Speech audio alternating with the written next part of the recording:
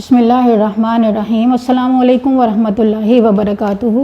7th class. उम्मीद करती हूँ कि आप सब सेहत और ईमान की बेहतरीन हालत में होंगे। बच्चों, आज हम अपने लेक्चर का आगाज़ एक खूबसूरत सी हदीस से करते हैं। आज की हमारी हदीस है कि आप सल्लल्लाहु अलैहि वसल्लम ने फरमाया कि पाकीज़गी ईमान का हिस्सा है। तो बच्चों, इसका क्या मतलब है? इसको हम इस तरह भी पढ़ते हैं कि सफाई निस्फ ईमान है। तो इसमें इस हदीस में हमें क्या बताया गया है कि जिस्म और रूह ज़हन का पाक होना बहुत ज़रूरी है। ठीक है, जिस्म का पाक होना, कपड़ों का पाक होना, लिबास का पाक होना, ये तो जिस्मानी सफाई है। और इसके अलावा रूह की भी, ज़हन की भी पाकीज़गी होती है कि इंसान अपने ज़हन में बुरे ख्यालात ना लाए, बुरे अकायद से खुद को बचाए। ठीक है, और सफाई ये है कि हर किस्म की नापाकी, गंदगी और अपने जिस्म, लिबास, घर, माहौल को साफ रखा जाए।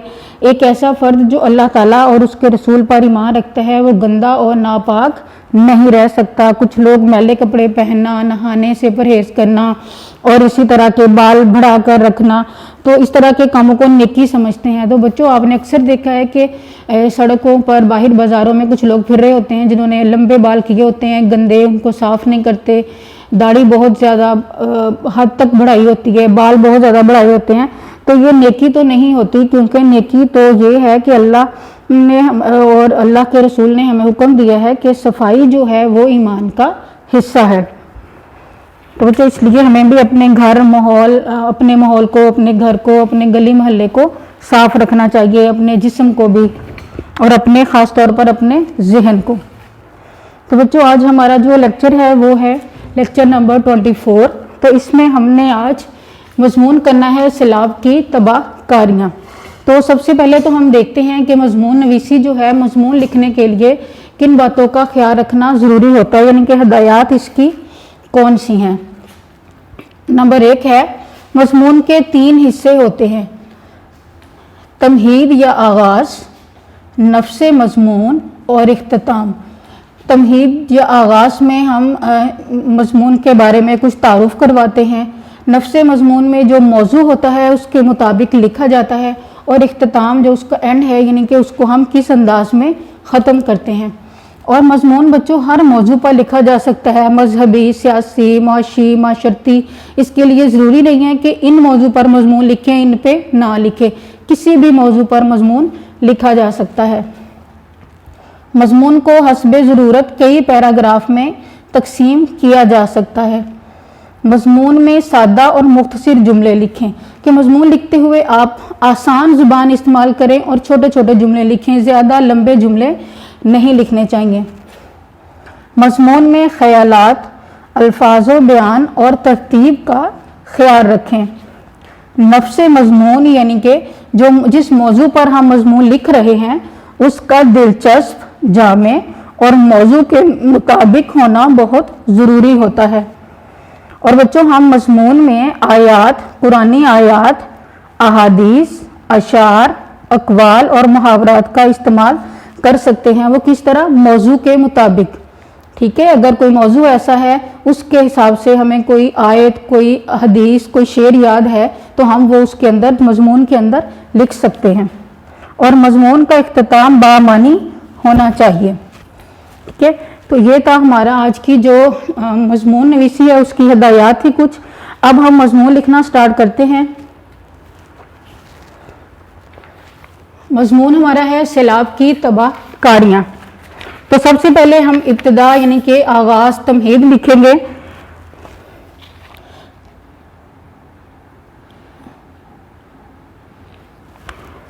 हमारी ज़मीन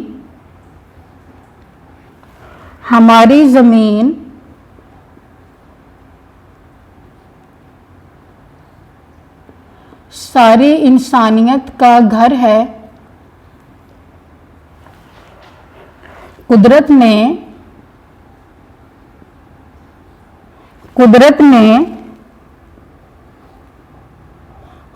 ने इस ज़मीन पर जहाँ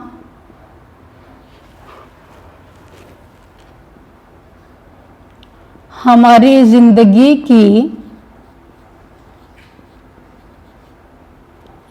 की बका और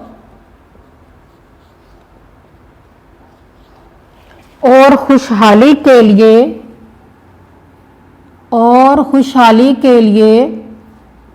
हमें तरह तरह की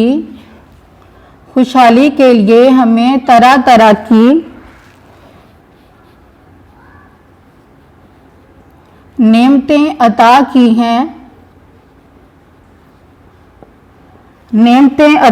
हैं। वहाँ हमें बहुत से मसाइल का भी सामना है। वहाँ हमें बहुत से मसाइल का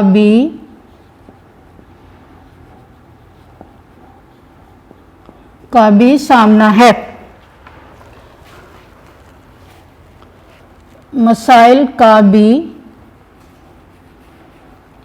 वहाँ हमें बहुत से मसाइल का भी सामना है। ज़ल्ज़ले, कहत, बीमारियाँ,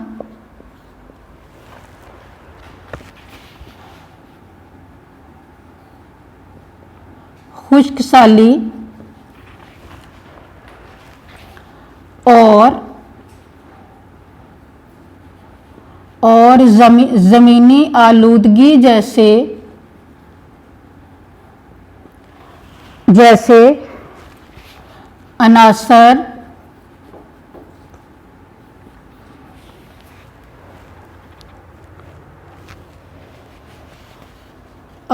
जैसे अनासर हमारी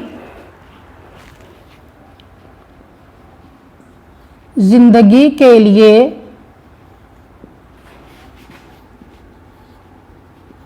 खतरे का बायस बनते हैं।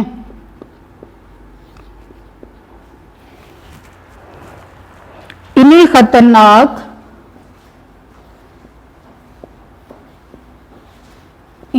खतरनाक अनासर में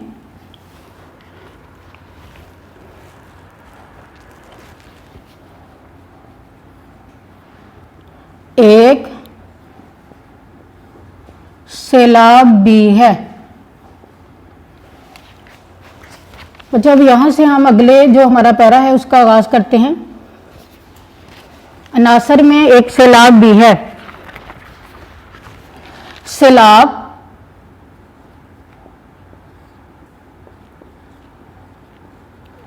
दो लफ्ज़ों सेल और आब का मजमुआ है।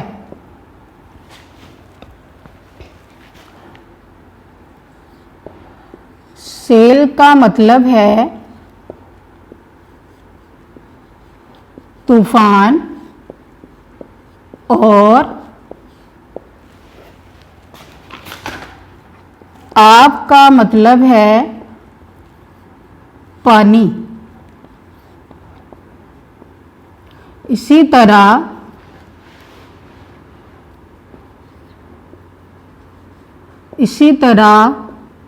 सैलाब का मतलब है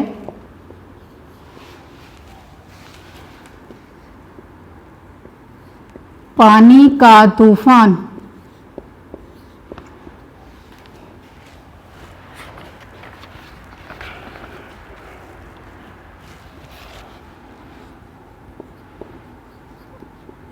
बारिशों की वजह से जब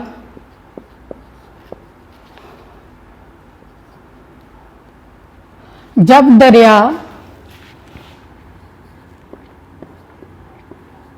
मुंहजोर हो जाते हैं तो उनका पानी दरियाओं के किनारों से निकलकर दूर दूर तक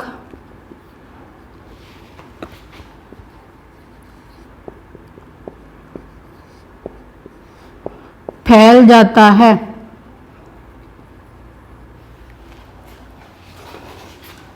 जिसे सैलाब कहते हैं।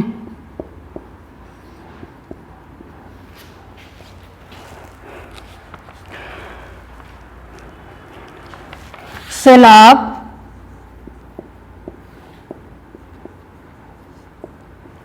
इंसानों और जानवरों के लिए तबाहकारियां लाते हैं।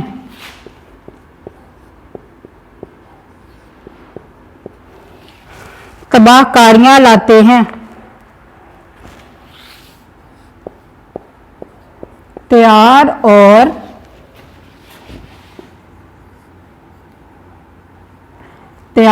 और खड़ी फसलें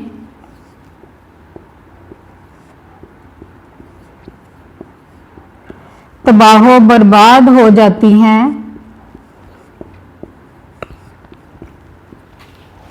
तबाह बर्बाद हो जाती हैं।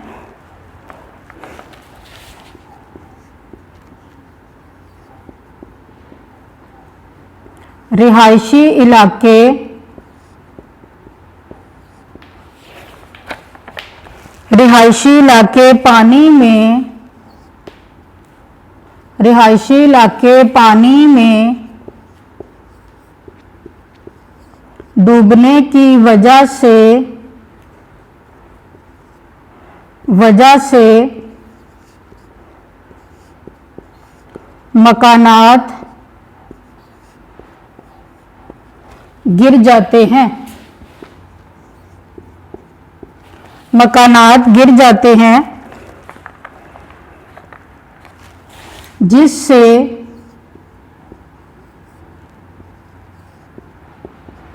बहुत से जानवरों के साथ साथ इंसान भी जान से हाथ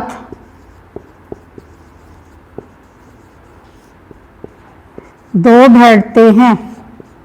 बच्चों ये हमने मुहावरा भी पढ़ा था। अभी जो सबक हमने पढ़ा है पिछले लेक्चर में, मेरी आवाज़ सुनो, तो उसमें भी ये हमने मुहावरा पढ़ा था, जान से हाथ धो बैठना, यानी कि मर जाना। जान से हाथ धो बैठते हैं। सड़कें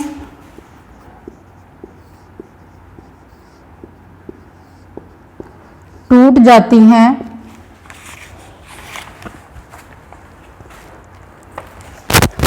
सड़कें टूट जाती हैं।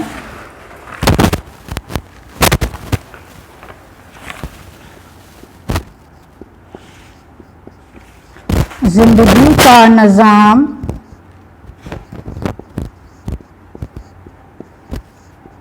दरहम बरहम हो जाता है।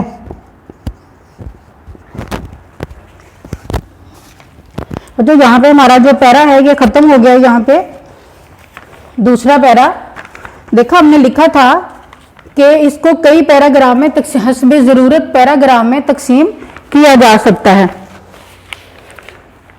जिंदगी का निज़ाम दरहम बरहम हो जाता है। हाँ जी, आगे लिखेंगे हम, नीचे वाला पैरा स्टार्ट करेंगे। ये लाइन यहीं पे ख़त्म कर देते हैं। सैलाब से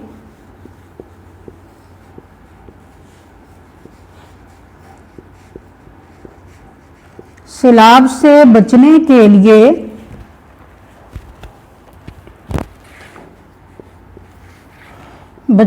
लिए दरियाओं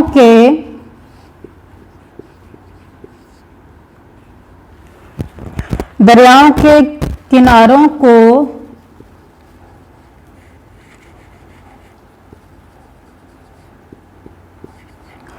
मजबूत बनाने की जरूरत है। ज्यादा से ज्यादा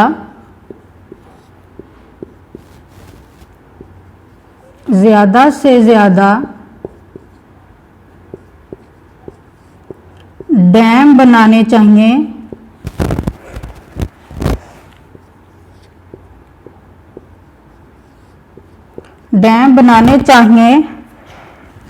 ताकि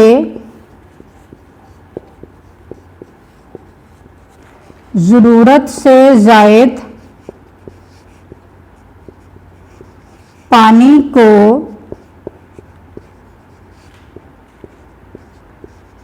जखीरा किया जा सके।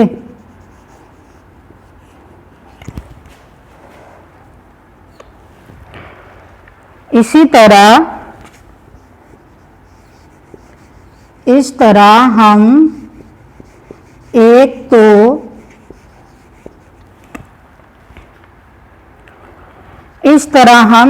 तो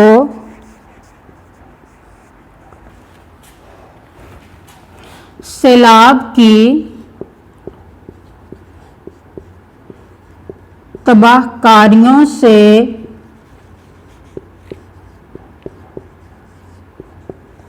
महफूज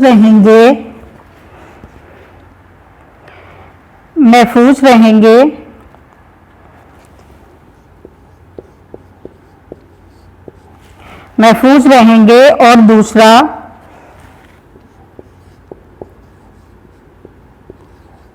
इन इलाकों को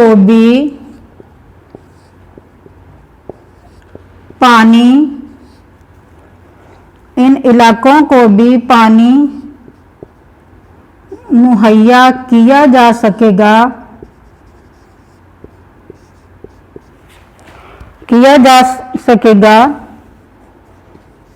जहां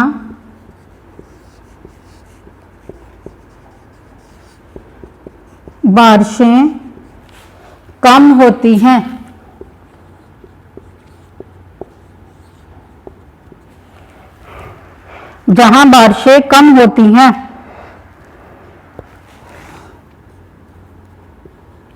इसके अलावा इस पानी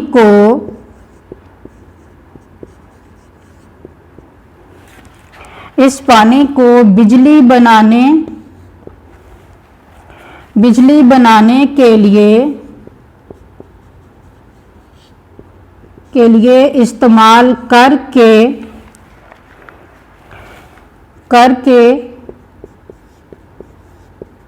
तवानाई के बहरान से भी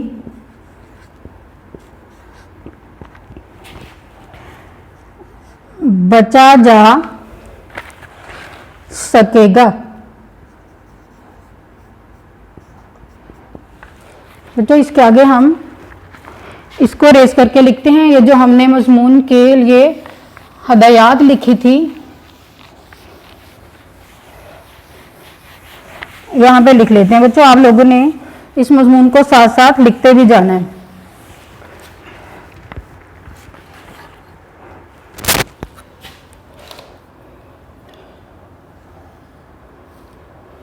क्या हमने लिखा है कि इस जो पानी है जिसको हम ज़ख़ीरा करेंगे इसको उन इलाकों में भी पहुंचाया जा सकता है जहां बारिशें नहीं होती, और दूसरा उनसे बिजली पैदा करके जो बिजली का बहरान है, तवानाई का बहरान है, उसको ख़त्म किया जा सकता है।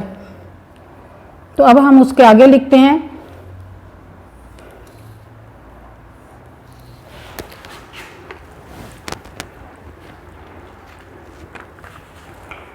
किया जा सकता है। इसके अलावा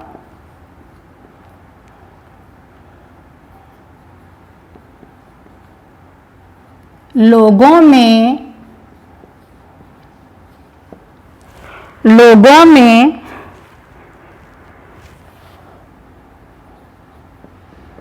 शऊर और समझ बूझ। बच्चों यहाँ पे हमने इस पैरे को ख़त्म कर देना है। ये पैरा जब यहाँ पे खत्म हो जाएगा, बचा जा सकेगा यहाँ पे, तो अगला हमने नेक्स्ट पैरा इसको स्टार्ट करना है नीचे से। समझ बूझ पैदा करके, समझ बूझ पैदा करके इस आफत पर काफी हद तक काबू पाया जा सकता है।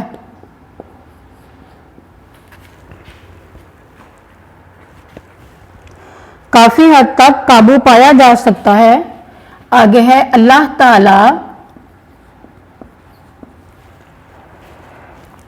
ताला हमें और हमारे मुल्क को सैलाब और दूसरी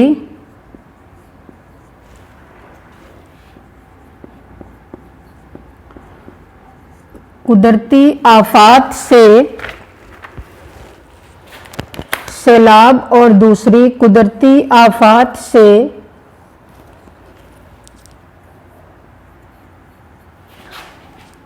महफूज रखे। ये हमने दुआ की है, तो इसके साथ हम नीचे लिख देंगे आमीन।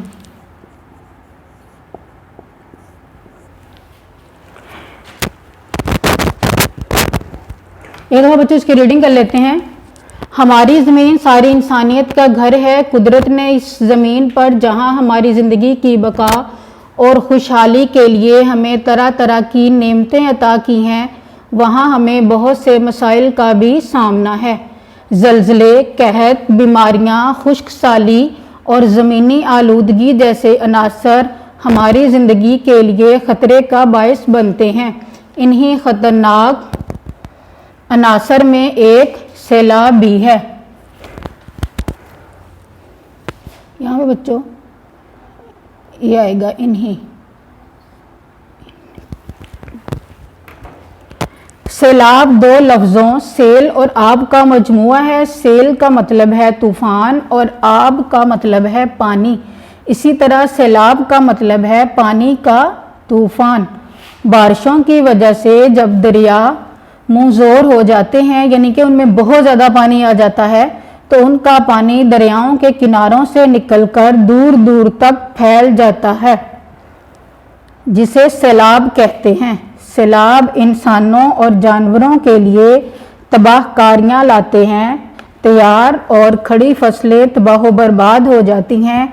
रहायशी इलाके पानी में डूबने की वजह से मकानात गिर जाते हैं, जिससे बहुत से जानवरों के साथ साथ इंसान भी जान से हाथ धो बैठते हैं। सड़कें टूट जाती हैं। ज़िंदगी का निज़ाम दरहम बरहम हो जाता है।